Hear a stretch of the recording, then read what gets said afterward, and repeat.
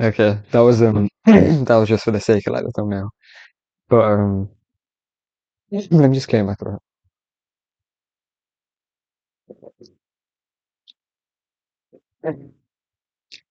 Anyways, I'm uh I'm here to talk about this thought I've been having for quite a while now. It's okay. Well, it started when I was at this park a few days ago now, and it's a park I go to often. It's nice. It's nice to walk around, look at people whilst they walk around you, try not to make eye contact. Um, um, and I usually sit on this one bench after a run or after a walk, anything like that. And I was sat at this bench again. And after many times of sitting on this bench, I realized the pond I'm looking out onto, because I sit here, the pond is here. The pond I'm looking out onto is so disgusting. It's really gross. It's got all of this like green algae on the top. That it's weird. I don't know. It's like it's seasonal. It's weird. It's and maybe probably is seasonal. But it's disgusting. I'm pretty sure people dump bodies in there. I think I one time I was on a walk and there was a police scuba diving unit there. Don't know if they were practicing. Don't know why they wouldn't practice in a pool. Therefore, they're probably not practicing. Um, it's not in a good area either. Yeah, it's a pretty shitty area to put a pond in. But anyways, I'm getting sidetracked. Anyways, okay, yeah, it's a really bad pond. Is essentially what I'm trying to say. And I sat on this bench for about an hour or two, and about an hour in, a while in, I realized I'm looking at literal shit. I'm looking at this pond with visible rats with plastic in it. The only redeeming factor was the geese and the swan and the ducks, which I don't know how they survive, but somehow they do. Um, yeah, and I thought for a while that this pond is disgusting. And then um and then I looked up. I simply raised my head on what was just at my feet and I looked at the trees and I was taken aback. It was it was such a beautiful view. I don't know. I was stunned. I was surprised that I didn't even see this before. It was the first time I saw that view. And I've sat there for hours, let's say. Um, and it was beautiful. The pond was just here. And I look up and it's these tall spruce dark green trees, all in unison. And it was a perfect day. It was a perfect blue sky. And you could see it wrapped around my vision and it seeped through the gap in the trees. And then the sun was the greatest. It was the redeeming factor, really. It was the rays.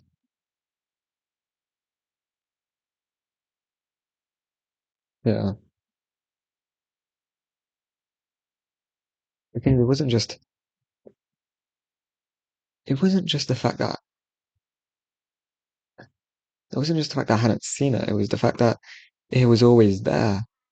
This sun shining onto the trees and then laying its rays on this pond. I'd seen the rays on the pond, but I didn't realize it was from the sun.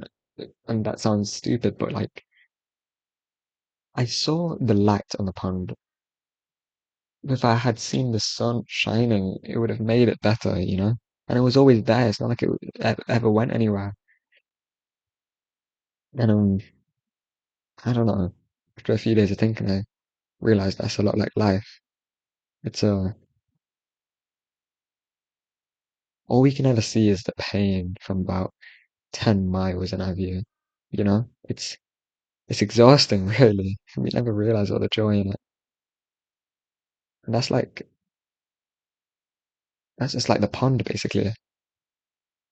All we can ever see is this disgusting pond just at our feet. And we never care to think to look up, you know?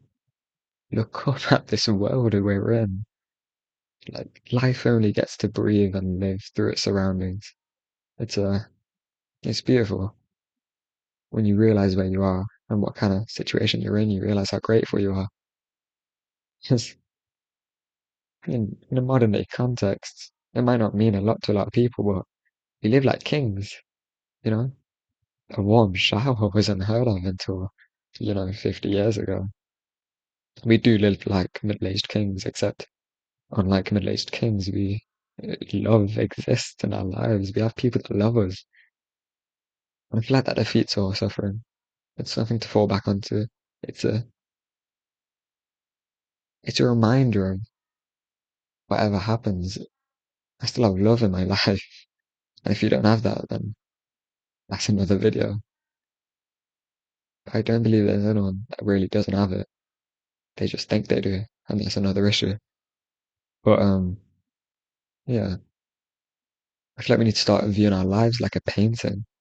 Like how Da Vinci needs to find the center of the canvas. Like Da Vinci, he had to find the center of the wall he was painting on. Sorry, I had a bit of a technical issue there, but I'm sure I was on Da Vinci. Yeah, Da Vinci. He needs to find when he was painting the Last Supper, he had to find the center of the wall to start his painting, because the beauty emerged from the center and encompassed the whole wall. That's what gave the painting balance. And I'm not saying whatever pain you're going through requires your life requires this pain in order for it to have balance. I'm trying to say that life has balance in it regardless. Whatever pain is in it, there's an equal there's an equal pleasure, there's an equal joy. Because an artist knows if a canvas doesn't encompass beauty in it holistically, then there's no point of picking up the paintbrush in the first place. And I mean, this depends really if you believe in God or in a way, something that created you, or, you don't even have to believe in a God. You can be an absurdist, you can give your own life meaning, or it doesn't even matter if there's a meaning. Like, just the perspective of how you view your life. If you look for the good, you'll find the good. But it's like Dostoevsky said, I'm pretty sure it's him that said it. We're obsessed with our own suffering. It's one part of our mind that never changes. However happy we get, that's why billionaires, with all the money in the world, possessions and everything, they need more because it's the one part in our head that it remains constant. Life goes on, and yet there's a constant in our mind, and that's where am I unhappy in life? And that's what I'm actually. I forgot the point I was on. Artist. Um,